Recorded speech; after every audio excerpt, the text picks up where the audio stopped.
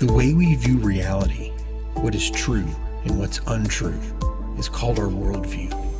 Where did everything come from? Who are you? Why are you here? What went wrong? And what can be done to fix it? How do we know which way is true north? Your worldview is incredibly important. That's why we're doing this series, True North. We need something in our lives that we can trust in to guide the way. And we're doing in this series, the point of this series is to show the Bible provides a comprehensive worldview that answers all of the big questions that we have in life. And your worldview is important because it's how we understand reality. It's how we understand who we are, others are, God, the world, all of it. It's how we make sense of the world. It's one of the core things about us. And every worldview has to answer 5 basic questions. And that's what we're going to do in this series. 4 parts, 5 questions. First question is, where did everything come from? Look around this world, right? How did it get here? Where did it come from? Question 2, who are you? I mean, who are you? At your core identity, who are you? And why are you here? What's the purpose of your life? And then finally, the couple others are, what went wrong with the world? So we know that this world isn't as it should be. What happened? How do you explain that? And then finally, what can be done to fix it? All right, the Bible gives concrete answers to all of these questions, but there are other worldviews at play that answer these questions very differently right now. Being taught in our schools, on the media, all over the world, things like Marxism, secularism, all right, postmodernism, other religious views, all adding to a very confusing time. And right now, more than ever, right, we need to know what's true. We need a true north. It's not just these big picture items either. It's the little stuff at home. There's a lot of confusion in this world right now. Right? This whole COVID season, the last 18, 12 months, the world's changing so fast, all this information coming at us. We've got racial tension, we've got economic tension. Right? There's so much confusion around things like gender and sexuality, both of which we're going to cover in this series. There's also things on the home front. I mean, marriages are struggling. Jobs are being lost. We're raising the most anxious generation in the history of our country. Mental illness. Where do we turn?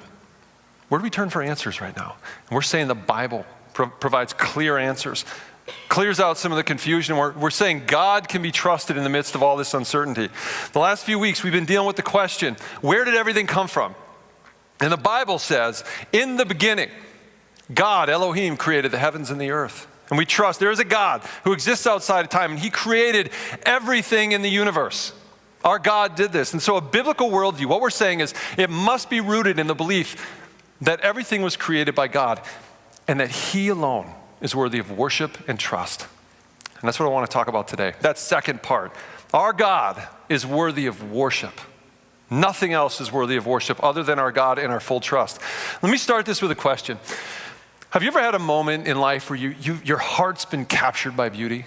Where you've just been in awe of creation and it just, had one of those moments? A few years ago, I went to the Grand Canyon. And I didn't get there till into my 40s. So how many of you have been to the Grand Canyon and seen this thing? Wow, a lot of you. Okay, you're related. This is great. And so I thought it was hyped up. People are like, oh, it's a spiritual experience. Wait till you see the Grand Canyon. It's just, your jaw is going to drop. So I'm kind of like, is it really?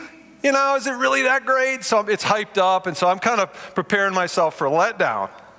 But I had this great day, 2 friends, we had an awesome day hanging out, and then we got to the Grand Canyon, kind of near the end of the day. Sun was shining, all right, so it's starting to set a little, the sky's clear, temperature's perfect, and I walked up to the south rim of the canyon, and I saw this. Whew. Had me a little moment. I didn't have the words. I was just like, all I wanted to do was go, Lord, you're amazing. Whoo! Like, this doesn't disappoint. It's incredible. And I didn't do that. There were people all around, so I did one of these. Oh, God, you're great. Had me a little like, right? Woo! Yes. I just wanted to shout, but I didn't have the courage. Should have. And it's not just those moments on like the rim of the Grand Canyon. You probably have too. I get caught off guard by the beauty of God's creation in my everyday life as I just go about it.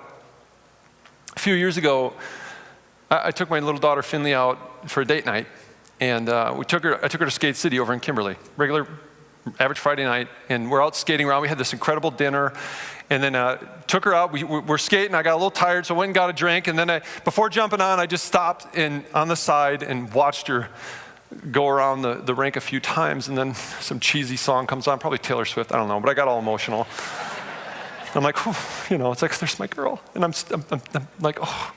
And then she sees me. I think she's like, I think what's going on with him? And she just goes like this. Oh! And I lost it. I'm like, my heart was just bursting with love for my daughter. I was overwhelmed with gratitude that God blessed me with that little girl. And she calls me daddy. And I just couldn't hold it together. And so I'm sitting there at Skate City, just tears rolling down my face, looking crazy. And I'm like, I don't care. God, you are so good. You ever have a moment like that? Where your heart's just captured by the beauty of God's creation? Like a sunset steals your breath, or the fall colors just grab you and stop you in your tracks. Those are moments God says to us. He's saying, come to me. I am real. I want you to worship me. And when we experience those moments, we are filled with something called awe and gratitude. Awe and gratitude, that's what worship is. And when we feel it, we want to worship the thing that captures our heart. And all of us are hardwired by God to worship, and we're meant to worship Him. And all of creation declares the glory of God and reveals His character to us. This is what the scriptures say. Psalm 19 says this, without words, listen, the heavens declare the glory of God. The skies proclaim the work of His hands. Day after day they pour forth speech. Night after night they reveal knowledge. They have no speech. They use no words. No sound is heard from them, yet their voice goes out into all creation and their words to the ends of the earth. If we stop and slow down and observe creation, it reveals Him. And it reveals not just that He exists, but it teaches us about His character. It shows us who He is. And that's what the scriptures say. In Romans, Paul, which we all should spend much time in Romans. We should read this over and over. It's incredible. But he starts his argument out for the goodness of God in Jesus Christ with this argument. Romans 1:20, he says, for His invisible attributes, that is His eternal power and divine nature, have been clearly seen since the creation of the world, being understood through, listen to this, what has been made. And as a result, people are without excuse. What are we without excuse to do? Worship Him and trust Him. And His creation declares His worthiness of it. And so I want to spend some time today talking about what creation declares, the attributes of God that are obvious in creation and in the Genesis account. And this is where science has been really helpful. A lot of times we feel like science and faith don't mix. Like science is really helpful in understanding who God is and His incredible creation. The more we go into the bigness of space, right, and the tininess of matter, the more it just reveals who He is. And technology makes this really helpful. So we're going to have a little fun with this today. I'm going to spend some time talking about His character, what we learn. And the first attribute revealed obviously in creation is that our God is powerful. He is omnipotent is the word, all powerful. Right? God, in the beginning, God said, His voice created something out of nothing. Isn't that ex nihilo? Something out of nothing. On day one, He creates light. He says, let there be light, and boom, there's light. Day two, let there be a vault, and then He creates a whole atmosphere. Day three, plants, and plants grow. Day four, He's like, I don't know, how about a moon? Boom. And a sun, yeah. And stars. And the universe is created in a day. And the universe is big, and it declares the glory of God. And again, here's where science has been very helpful. We can't really, I can tell you how big the universe is, but we can't really fathom it. But let's try, okay? The earth is big, right?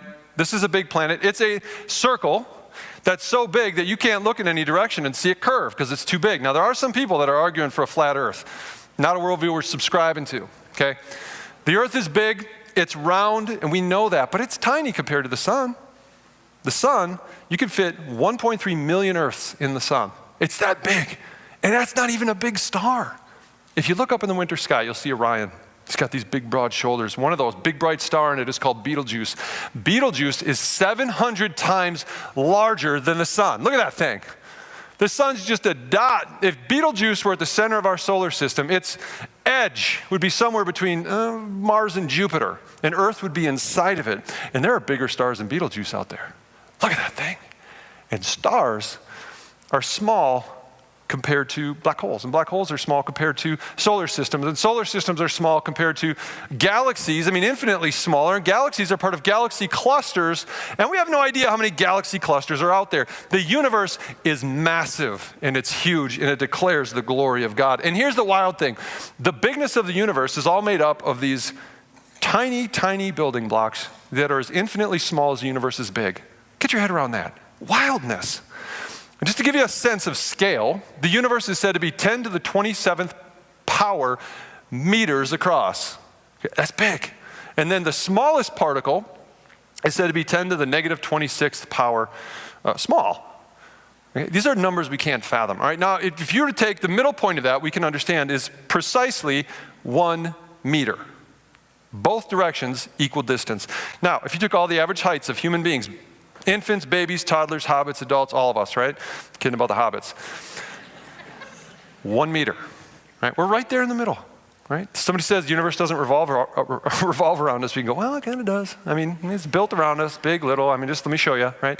To give a sense of scale to this size, let me just talk about time for an instant so you can get a sense of how big this really is. If you were to count to 1,000,000, it'll only take you 11 days. You could do it. You don't get to sleep, but 11 straight days. If you want to count to 1 billion, 31.5 years. Again, it's a long time not to sleep. 1 trillion, you want to count to that number? 31,688 years back, okay? 10 to the 27th power has 14 more zeros after 1 trillion, each one exponentially larger. That's how big the universe is. And God created all of it, by his spoken word. He is massive. He is powerful. I want to show you a video, give you a sense of this scale. It's called the Cosmic Eye. Check this out. It's fun.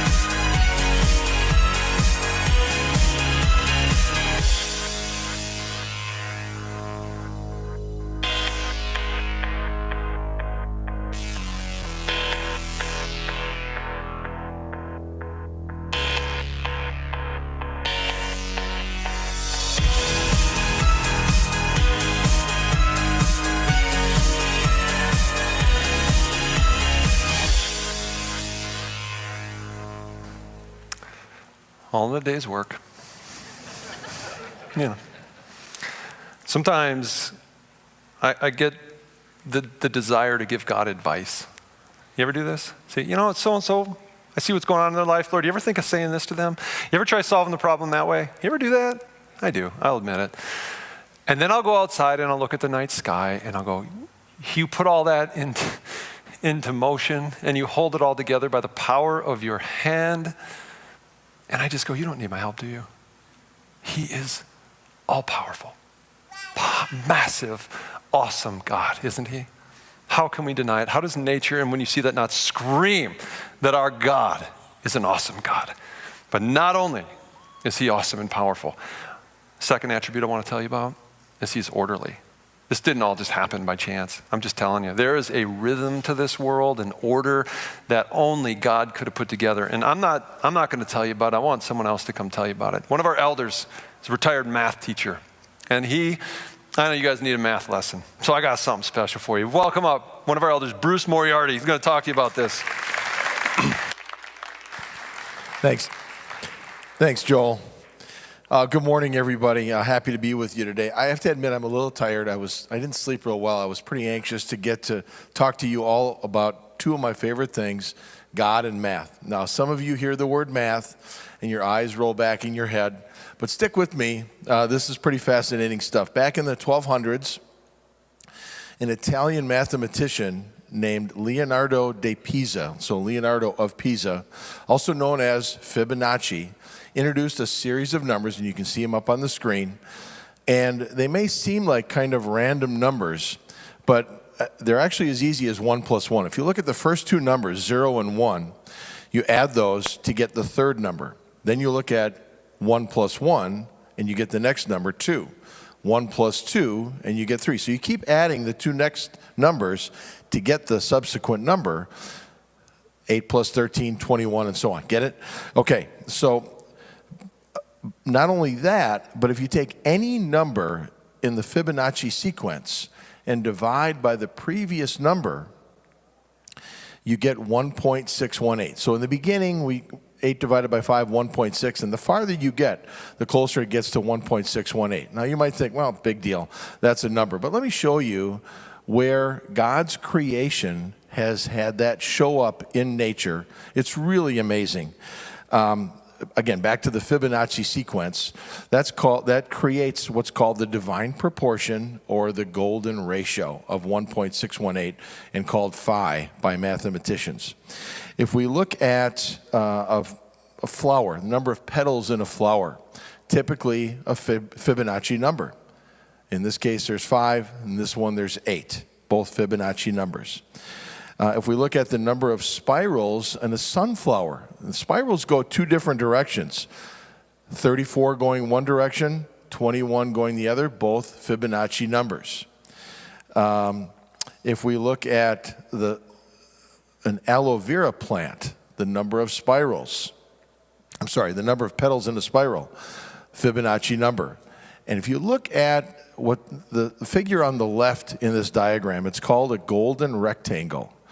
And if you take the first two Fibonacci numbers, 1 and 1, we'll let 0 go by the wayside, and then you put those side by side, and you put the next Fibonacci number, a 2 by 2 square on top of that, that creates a golden rectangle. Then you put the next Fibonacci number, 3 by 3, next to that, again, creates another golden rectangle, then, and so on. And every time you add the next size Fibonacci square, you get another golden rectangle. And through all of that, that creates not only a bigger golden rectangle, of which the ratio of the length to the width is 1.618, but it also creates what's called a Fibonacci spiral. And you can see the Fibonacci spiral in a lot of different areas, okay? So as we look at a pine cone, we can see the spirals on a pine cone. I challenge you to pick up a pine cone and count the spirals. Very likely you're going to get Fibonacci numbers for the number of spirals in each direction. If you look at a seahorse, the size of the segments of the tail are in a Fibonacci sequence. If you look at a nautilus shell, every time a nautilus shell grows, it closes off a compartment, and each next compartment is in a ratio of 1.618 phi to the previous segment. It's all over the place in nature. It's really amazing. We look at a pineapple, and a pineapple, pick one up in the grocery store, count the number of spirals, you're going to get a Fibonacci number. If we zoom out a little bit, like we just did in that video, and we look at storms, hurricanes typically form a Fibonacci spiral, which then you can make a golden rectangle. We continue to zoom out, and you look at a galaxy in the shape of a Fibonacci spiral, and thus a golden rectangle. And it's really amazing how we see that in nature, and it's all over the place. Now, it's also been, for hundreds of years, viewed as a very beautiful ratio, and we see it in architecture. That golden rectangle is in the Parthenon. If you look at the Taj Mahal, you'll see a golden rectangle in the ratio of the length to the width. If you look at a spiral staircase, a Fibonacci spiral, it's very beautiful as far as architects are concerned, a very aesthetically pleasing thing to look at. We can even look at God's design of the human body. If we look at the ear, you can see a golden rectangle and a Fibonacci spiral in the look of an ear. If you look at your arm and you measure your arm from your wrist to the fingertip of your hand compared to your elbow to your wrist in a ratio of 1.618. I'm sorry, I just don't believe this can happen from primordial soup and random chance. This is absolutely God's order. This is God's design. We look at DNA, which is measured in a really small measurement called angstroms. And you're going to see 34 angstroms and 21 angstroms, both Fibonacci numbers. So it's really, really an amazing thing. And I've been a mathematician for many decades. And the more I study this, the more I see God's design and God's order, and the more it makes me fall in love with our Creator. And I could go on. If you ever want to talk about it, I'd be happy to. I didn't even get to the golden angle, which has to do with how seeds are packed into a sunflower seed and how efficient that is. It's really an amazing thing. I challenge you to look it up when you get home. But in the meantime, again, it just makes me fall in love with our Creator that much more, seeing His design in everything in nature. And I really appreciate you sitting in here, hanging in for this math lesson. I'm going to hand it back to Joel. There you go. Love it. There you go. Math lesson you didn't know you needed today. But just think of the order of God. Just the right amount of salt in the ocean for life, the right amount of hydrogen in the air. We're at the right tilt for the sun, the right distance from it for life to form. This isn't random. There was no big bang that just shot apart and then everything fell into place. We serve a God of order. He is powerful. Yes. And He is orderly, and He is also intelligent. He's so smart. Creation reveals the intelligence of God, and this is where you come in. You are a masterpiece of intelligent design. On day 6, God said, He said this, "Let us make mankind in our image and our likeness," and He spoke us into existence. In the biblical worldview, humanity is the crown jewel of creation. We're the most complex thing that exists in all of creation. You see, creation started out relatively simply with "let there be light." Light happened. But on day 6, it culminated in you. And you are incredible. You are a testimony to the intelligence of God. How many of you can see me up here? Waving my hand. Hi. You see me online? All of you out there? Hi. Isn't that incredible? Not what you see, okay? Nope, the fact that you can see me, okay? Your eyes are among the most technologically advanced things ever conceived. Just these little things, 2 million working parts. Right? The muscles in your eyes are the fastest, strongest muscles in your body. They're 100 times stronger than they need to be. Okay, do this for me. Roll your eyes at me once, like that. I know you do it anyway. I see you. Don't think I don't see you. The lights are bright, but I see you sometimes. You can do it. The fact that you can that quickly process information as it goes across, that's miraculous. And not only that, your eyes see 10 million hues of color. And God made the world beautiful in all of its different color and variety, and your eyes can pick it all up and enjoy it, so your brain and body can go, wow, praise to you, Lord. And then you've got tear ducts all around your eyes and eyelids, and your eyes are kept at the perfect amount of moisture. He cleans them, He protects them, He gave all of that to you. And those same tear ducts are able to express emotion when you're sad or happy. And science can't explain how. And all of its work and all of its brilliance, it really can't figure out how that happens or why. And yet, there's something about our eyes that reveal more than just sight. It reveals what's going on in our hearts. It has a way of communicating what's happening inside of us. And every one of us can read it without ever taking a class or reading a book. Isn't that wild? Innately given to us by God. You know, I'm a little sentimental at times. I get a little sappy at things. I'll cry at movies, even sometimes commercials. I mean, honestly, it's ridiculous. And I try to hide it, try to hold it back a lot of times, and it's usually pretty good, but my family can usually sniff it out with me and bust me. And a couple years ago, I was watching one of those YouTube videos of America's Got Talent, and this little girl singing a song, and she wrote it, and it was amazing. And I could feel it coming. I'm like, okay, hold it in. But then they hype it up, and they have this golden buzzer, and one of the judges hits the buzzer, and all this stuff comes kind of cascading down, and it culminates in this big moment where she goes on to the next round, and I'm just like, oh, and my tears are welling up, and my middle child busts me. She just throws one of those at me, and she grabs my face, and she looks in my eyes, and she smiles, and she wipes a tear, and puts her cheek against mine, and then snuggles on down next to me, and I just turn into a big mushy pile of daddy. I'm like, oh, love this. I couldn't hold it back anymore. She read my heart through my eyes without me saying a word, and she was 5. That's incredible. Our eyes do more than see. They reveal what's happening in our hearts, and science can't explain why. You are a miracle and a testimony to the brilliance of God. I could go on and describe the brilliance of God's intelligent design through just your body, but I want to trust you understand that that's true. You are unbelievably complex and beautifully, wonderfully made. I want to end by talking about one last characteristic. We know he's powerful. We know he's orderly and intelligent, but he's also very, very personal. And you are a testimony. You are evidence that he is personal as well. He stitched you together. He made you. And there's no one else like you. Psalm 139, we should all spend time in this, such a great psalm, so encouraging, says, for you, God, created my inmost being. You knit me together in my mother's womb. I praise you because I am fearfully and wonderfully made. Your works are wonderful. You are wonderful. I know that full well. You are somebody special. God made you in his image. Here's how you happened. All right, one cell from your mom met up with one cell from your daddy to create you.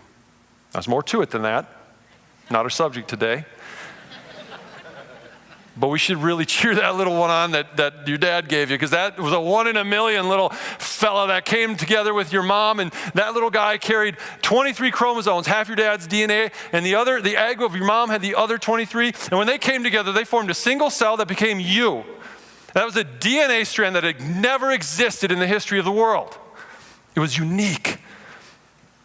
And that DNA strand has 3 billion characters written in the language of God to be just you. Your DNA, there's no other DNA in the world that matches you.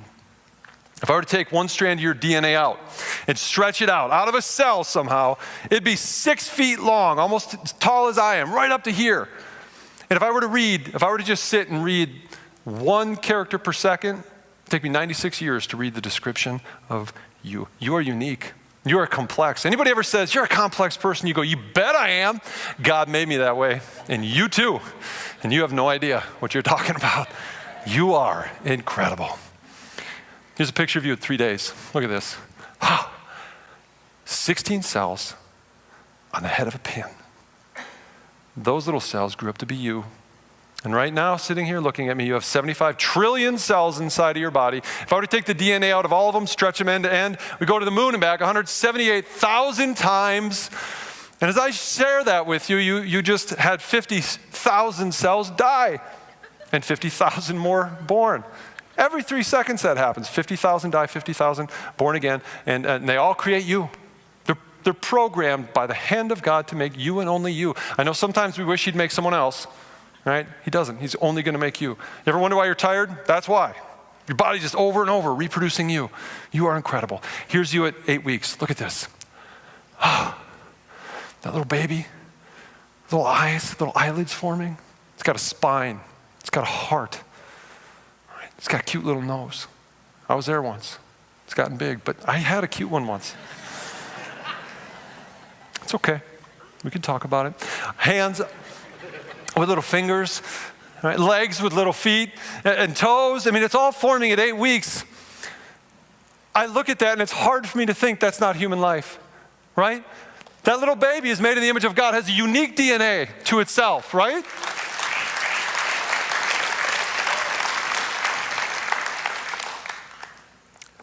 As followers of Jesus Christ, made in his image, as Christians, we believe that all human life is sacred and worthy of protection, even unborn life. Right? Is this true? And we believe abortion is wrong because it discards someone made in the image of God. Now, I know today that there are people in the room whose lives have been touched by abortion. No, that's true. And there might be people in this room or watching online that are pregnant right now and not sure what to do. And there's a reason we talked about Vida today, and I want to mention it again. Vida is here in our community, and they love moms. And they love babies, born or unborn, and they want to come alongside our community and you. If there's anybody that you know in your life that needs help right now, that could use some support, they're incredible. And I want us to support them as a church. Their mission statement, what they do is fantastic.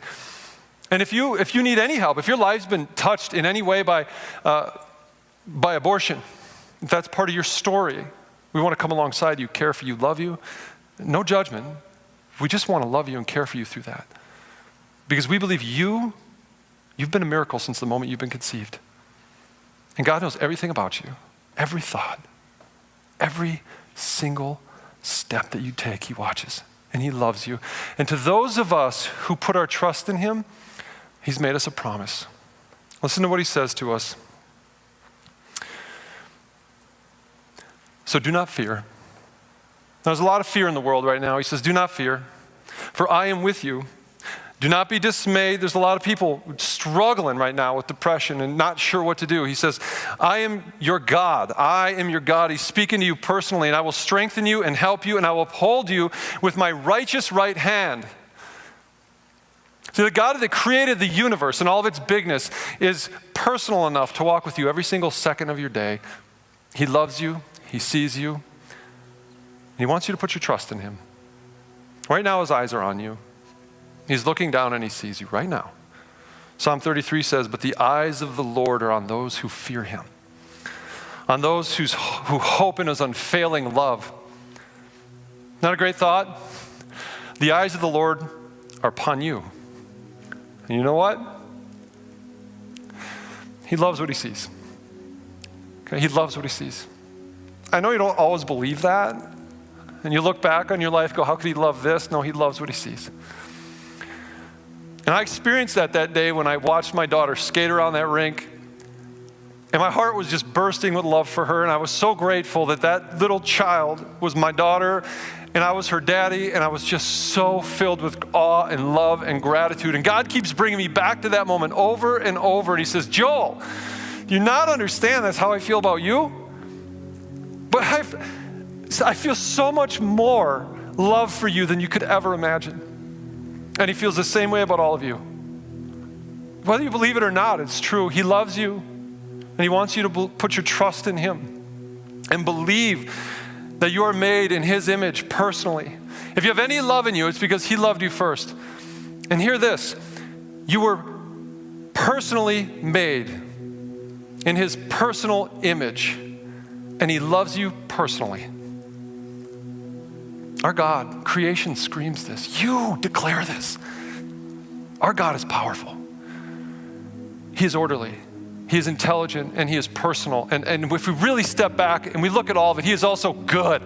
He is very, very good, right? Our God is good. And if we stop and we pay any attention to that whatsoever, how can we come to any other conclusion? And again, this is what Romans tells us. This is what the Bible declares. I'm going to read it again. For his invisible attributes, that is his eternal power and divine nature, have been clearly seen since the creation of the world. It's obvious, being understood through what he has made. Creation declares who God is, so that those As a result, people are without excuse. And what are we without excuse to do? Worship him in gratitude and trust him. Worship him. He is worthy. Now you can deny him. You can say, I don't believe that. I'm going to listen to some other idea and follow that. But if you do, God's not going to stop you. But you've got to figure out how you're going to answer those questions. What is powerful enough to create the universe in its vastness as we've seen today? What brings order to that magnitude? How are you going to explain that? The intelligence of just you and the personal reality, your heart being shown through your eyes. How do you explain that other than God? You can choose to deny it, which you know is obvious through creation. But there's a warning that comes in the Bible, and I want to share this with you. Right after he talks about the obviousness of it in nature, he says this, Romans 1:21, for although they knew God, they neither glorified him as God nor gave thanks to him. But their thinking became futile and their foolish hearts were darkened. Although they claimed to be wise, they became fools. Now, other worldviews deny what we know is true, that God is the creator. At the foundation, other worldviews that are in your brain being taught to you teach something very differently. Secularism worships human intelligence, not the intelligence of God. New spirituality, all that kind of thing. Look, it worships creation, not the creator. And postmodernists, they don't know what to think, so they just worship themselves. And they deny that there's a God who created. And as a result, they're foolish. The answers they give for these questions are ridiculous, and they make no sense at all. And their hearts become darkened, and they walk away from the Lord. To deny God as a creator is to deny God exists at all. But if in the beginning God created the heavens and the earth, then he sustains it all. He holds it all. He created you. He is intelligent. He is brilliant. And he holds it all together. And he is worthy of our worship. He's worthy of your trust. See, God doesn't need anything from you. He doesn't need your worship. You're just designed to worship only him. And there's nothing else in this world worthy of your worship than him. There's nothing else that you can put your trust in that will carry you through this world. Trust in him alone. And creation declares the glory of God. We're going to end with a worship song today. And this song declares the answer to the question we've been talking about this whole time. Where did everything come from? It came from the Lord. Elohim created the heavens and the earth. He is orderly, he is intelligent, he is powerful, he is personal, and he is good, and he is worthy of our worship. And so I just want to take a moment as we end this whole section of this first part of the series and declare that truth to him in this next song. He holds it all. Let's worship. I'll come back up and we'll close this out.